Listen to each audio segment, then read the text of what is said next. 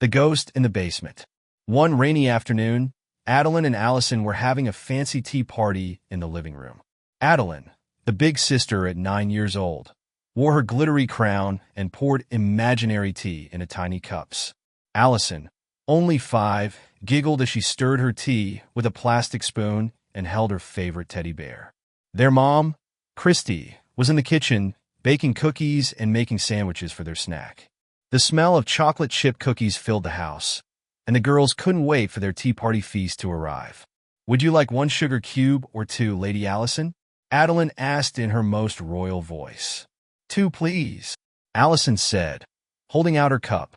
The sisters were laughing and pretending to sip tea when slam, both girls jumped as the basement door suddenly slammed shut. The sound echoed through the house. "Did you hear that?" Allison whispered, clutching her teddy bear tighter. Adeline nodded, her eyes wide. "Yeah, but nobody's down there."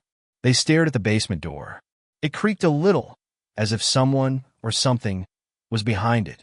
"Girls," Mom called from the kitchen, "your snacks will be ready in 5 minutes."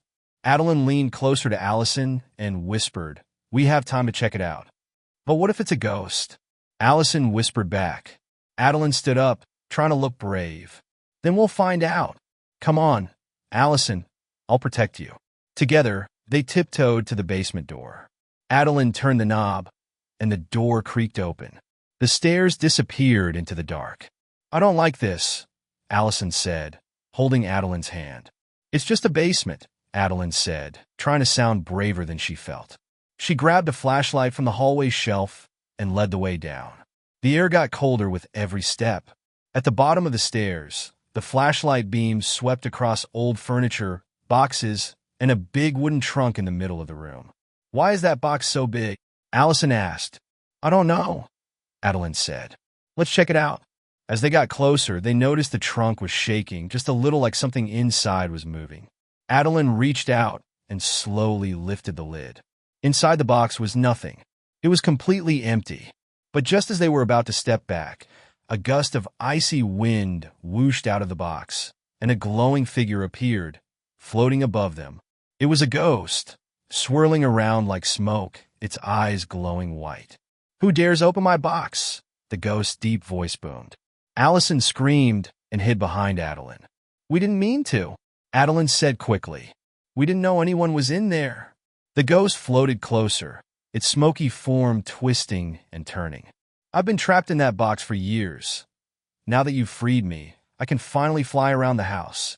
The ghost zoomed around the basement, knocking over a stack of old books and a lamp.